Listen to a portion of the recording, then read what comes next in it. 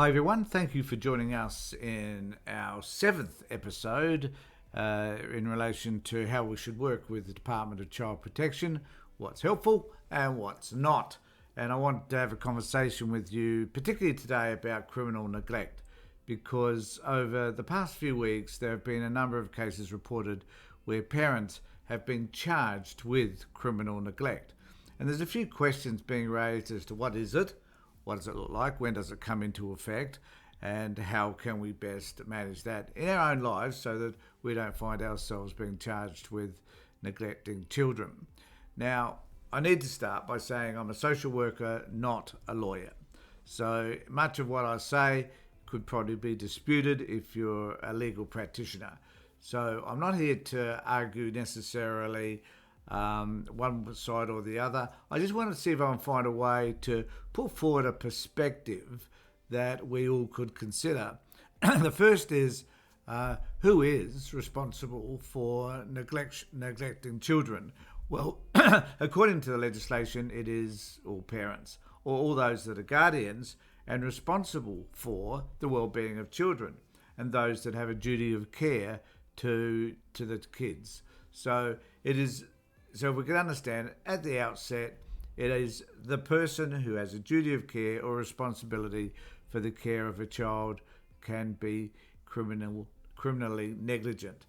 And so I'm going to highlight, so from the Australian Government, Australian Law Reform Commission, there is a definition, a description of criminal neglect. And I thought I'd point that out to you today so that we could have some sort of beginning point, if you like, about what criminal neglect actually looks like.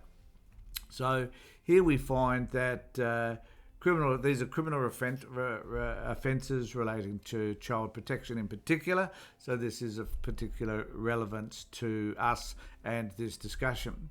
And they say here, parents, caregivers. Now we must remember that it's caregivers. So this doesn't just reflect on parents. It is also on the government, who becomes the caregiver for children, and also those that are providing that care under the government services. So parents, caregivers, and those with parental responsibility have a duty at law to provide children in their care with the necessities of life, which includes providing financial support, food, clothing, accommodation, health care, and access to education. The duty normally extends to children up to the age of 16 years, but may apply to older children in some circumstances, for example, where the child has a disability.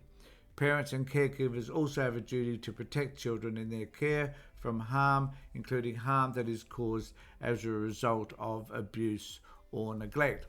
Now, I think that's quite simple in trying to explain to us basically what where the starting point is with regard to criminal neglect. The failure of those with parental responsibility to provide for the basic needs of children in their care or to protect them from harm as a result of abuse or neglect may constitute an offence under criminal law or under child protection laws, thus exposing the parent or caregiver to criminal proceedings and the consequences of a criminal conviction. Child abuse and neglect are often closely linked to family violence. An offender may be abusing both a parent and child. Exposure to incidents of family violence between adults may be a risk to the child, health and safety, or violence may interfere with a person's capacity to be an effective parent.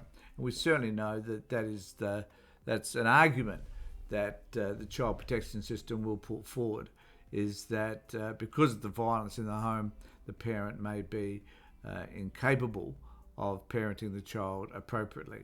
Not going to argue with that. What we do argue with is the way by which the department becomes involved and the assistance they therefore provide or don't provide the parent who's in a domestic violence relationship. Now, the criminal law also creates a number of specific offences related to child neglect and abuse. The creation of specific offences recognises that the criminal law has an important role to play in child abuse and neglect, on the basis that a function of the criminal justice system is to define acceptable standards of behaviour. Prosecution of an offender when those standards are breached, sends a clear message to the community, denounces abusive or neglectful conduct, punishes the offender, and acts as both a specific and general deterrent to prevent the offender and others from committing or recommitting the same offence. The importance of the criminal law in labelling child abuse and neglect as unacceptable and a violation of children's rights was emphasised in a number of submissions to this particular inquiry. So there you have it. There we have a reasonable description, which I think most of us would agree with, provides us with a foundation point, or at least a starting point, as to how we approach criminal neglect, and perhaps how the courts may even approach criminal neglect. Now, in recent times, we've noticed that there have been a number of parents who have been charged with criminal neglect. And it's an unusual circumstance, because normally the department will step in, normally they'll do a whole range of activities in order to, particularly a lot of meetings with you and parenting capacity assessments and a whole host of stuff in order to be able to validate their decision for removing a child.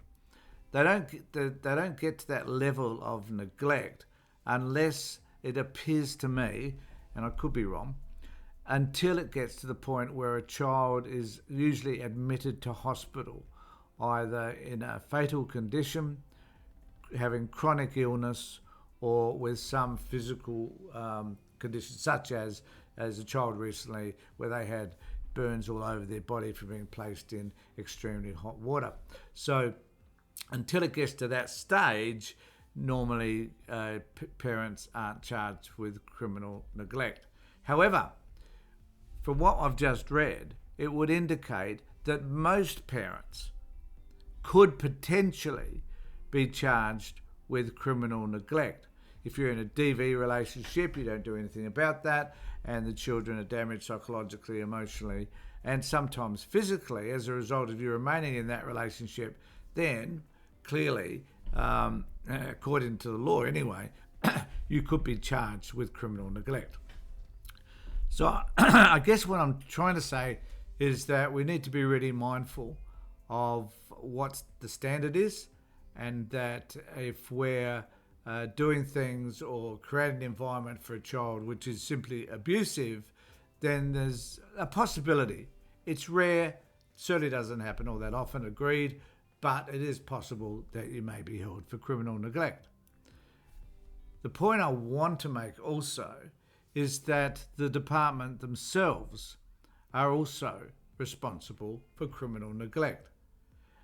You know, if they have a child in their care who doesn't attend school, if they have a child in their care who's in a residential care facility or even a foster care facility where that child is being abused by others, sexually, physically and emotionally, then the parent, the government, is responsible for that child. Or the foster parent or kinship carer, who have the authority by the government to be caring for that child, are also responsible for what is happening for that child.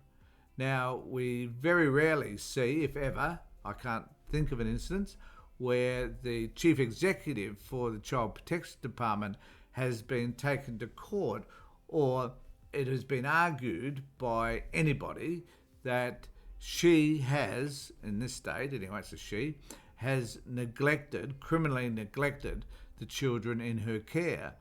And I can name a number of kids where I know that has actually happened, yet the police or the prosecution or DCP have not taken the chief executive to court for her abuse of children that are in her care, or even the prosecution of residential care facilities, those people that run those, the workers that work there, or the foster carers or the kinship carers. It just doesn't happen. Yet, according to this statement through the Australian Law Reform Commission, it is evident that they are just as responsible for what happens to children, obviously, but they are as responsible in terms of criminal neglect.